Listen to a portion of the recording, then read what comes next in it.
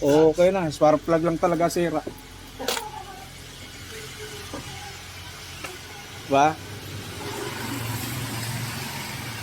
Sa mga nagka-trouble ng ganito, spark plug lang po ang sira na malya. Ngayon, okay na.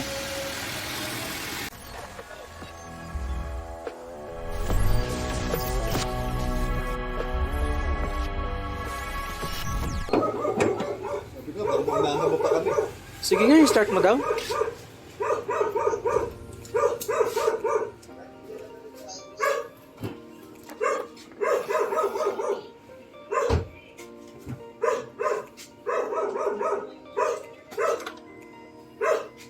Start. Okay, start.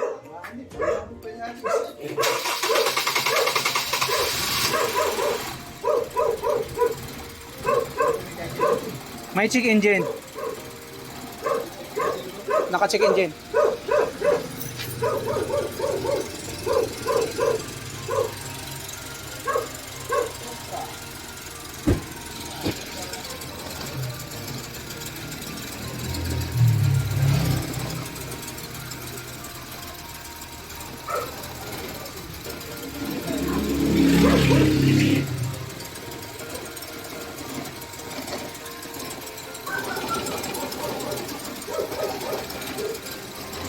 Kailangan ba rin?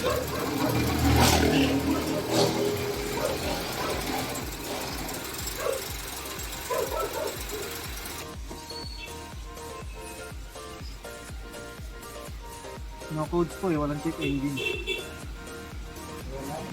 Nawala check engine kaganina, mayroon eh. Tapos nga kanina nung pinipilit ko pa yung start ko. Nilibang pa. Okay, pagka-reset mo, wala. Oo, hindi pa natin napaandar eh.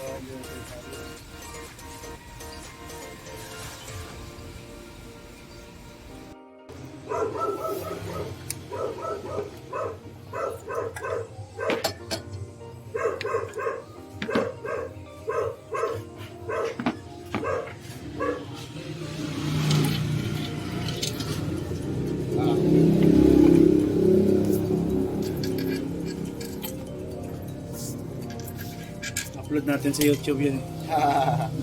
Nag-ano ka ba? Meron kaming YouTube channel. Madami na kami na-upload. Ayos yan ah, makasubscribe tayo. 777 na to electrical shop. Babalik. Babalik na spark.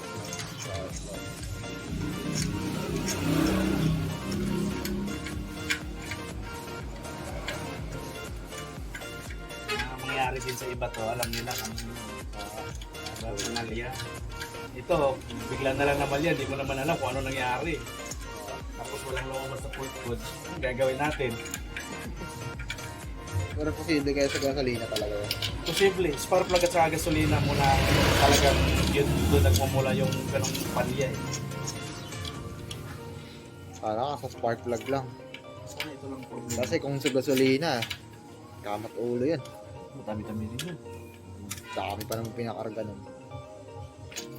Saka hindi na rin kami papakarga ng ganun. Hindi, huwag na kayo magpakarga ng ganon. Mahal naman ang ibang gasolina eh. Kasi mas mahal gagastusin mo pag Ay, pag sinabi sa sakyan mo, mahal gagastusin mo. yung nasira yung...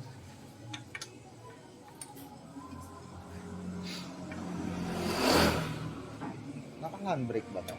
Gumagalaw. Yata. Ha? Hindi na.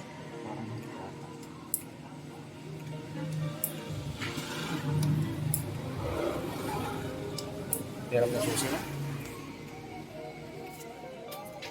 Naiwan pa atay susi. Diba?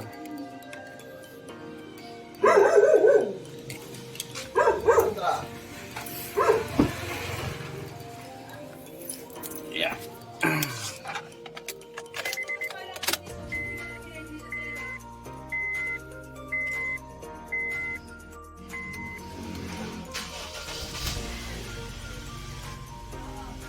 Okay na, spark plug lang talaga sira. Diba? Sa mga nagka-trouble ng ganito, spark plug lang po ang sira na malya.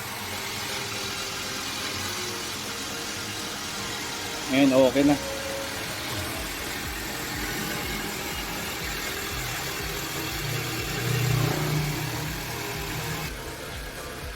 Labas.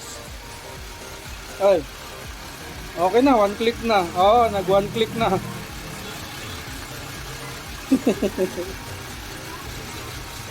Sige, kahit wala ako doon, iwan mo na lang. Up. Gamitin mo to pag naubos, isasagad mo. Pag naubos, palit ka ng 95. Oo.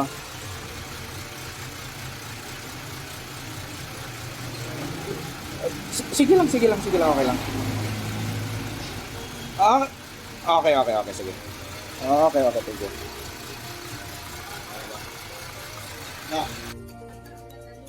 Po, good day po. Share ko lang po may na-encounter po kaming CRV Gen 3.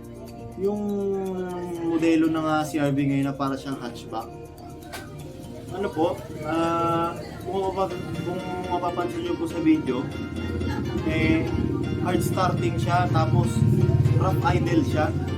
Rough po talaga yung idle niya. Ang history lang po nun, ang sabi ng may-ari, nagpa-change oil siya ng transmission. Pa-change oil lang po siya ng transmission. Tapos, nagpa-gasolina lang po siya ng 1,000 sa gasolinahan. Tapos, pag-parking po niya sa kanila, bigla na lang po nagkaganon. Ngayon, di ba, pansin niyo po nung ginawa namin siya, nakita namin rough idle siya. E di, iniskan po namin. Nung iniskan ko naman, wala pong trouble code. Transmission no trouble code, engine control module no trouble code, SRS no trouble code, airbag no trouble code. Wala po talaga siyang trouble code. Kaya, ang nangyari po, manual troubleshooting namin. Tinignan namin kung mapapansin nyo po, hinukot namin yung fuel rail niya. Pressurized naman po yung gasolina, may gasolina naman. Ngayon, mapapansin nyo po, pinalitan namin spark plug, nag-okay siya. Ngayon, nakala namin spark plug lang po siya. Ngayon, pinalitan namin ng spark plug 4, nag-okay siya, maya-maya, mga ilang minuto lang, bumalik po siya. Kaya akala namin okay na yun. Kaya, nung ginawa po namin, nag-decide na po kami ni Kuya Elmer na tumawag na mas malaking scanner. Kaya sabi ko po kay Kuya, sabi niya, kasi nasa service po ako ang nangyari, wala raw idle. Pero kapag high RPM, okay siya. Ngayon, sabi ko, baka idle relearn, baka makuha ng idle relearn. Kaya, tumawag kami mas malaking scanner. Kay Kuya Robin, tinawag namin, nangingi ng restback. Kaya nangingi na kami ng restback. Kaya, dumating na po siya ron. Ngayon, in-scan nila ngayon. In-scan nila, maraming code na lumabas. Kaya po maraming code na lumabas kasi naghugot ng sensor. Na-record sa history. Ngayon po, in-erase yung code. Pagka-erase po ng code, ang natira, EGR. EGR po ang natira. Exhaust gas recirculation. Alam niyo po ang code na lumabas? P0404. Ang P0404 po ay EGR Circuit Range Performance. Ang symptoms po nun, kapag po ang code na yun ay lumabas, yun po EGR stuck, open, or shut. In that scenario, the engine will typically idle rough, have higher intake temperatures and more exhaust emission. Yun po mangyayari. Nangyayari lang po yan kapag barado po yung ating EGR valve, yung kanyang butas doon. Pag barado po yung pagpuno ng carbon deposit. Nangyayari lang po yun. Tapos kapag sira po yung EGR. Pero sa case po nito, na nangyari na to, ang problema po pala, nag-stack open yung EGR. Nakita namin pagkalas ng EGR, meron pong tinga. Parang matigas na carbon deposit po yung, parang naging tinga siya na parang naging batong maliit na carbon. Nag-stack open po yung EGR. Hindi ngayon, tinanggal po namin, binalik namin. Nilinis namin bahagya sa gasolina. Kung binalik namin, umokay na po. Yun lang ang problema. Kaya baka po ma-encounter nyo mga kapatid, sana po makatulong sa inyo if ever na ganito. Yun lang po muna i-check nyo.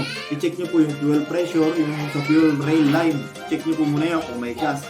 Pag po wala po yung gas, nire-redondo nyo, walang gas, ibig sabihin, check nyo naman po fuel pump. Okay? Check nyo po fuel pump. Check nyo kung mayroon lang laman pa itake nyo. Ganun lang po yun. Kung meron naman po yun, ang i-check nyo, di ba, palyado. i-check nyo naman po, second, yung inyong mga, kahit yung mga coiler plug. Pag-check nyo ng coiler plug, tingnan nyo po kung may firing. Pwede na naman pong suksukan ng screw yun, tapos idikit nyo sa ground. Tingnan nyo kung may tatalong kurente.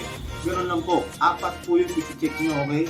Hindi lang po isa, 4. Ngayon, kung 4 yung check, ang tingnan nyo po yung EGR, baka dun lang po, katulad ng ina-encounter namin. Okay?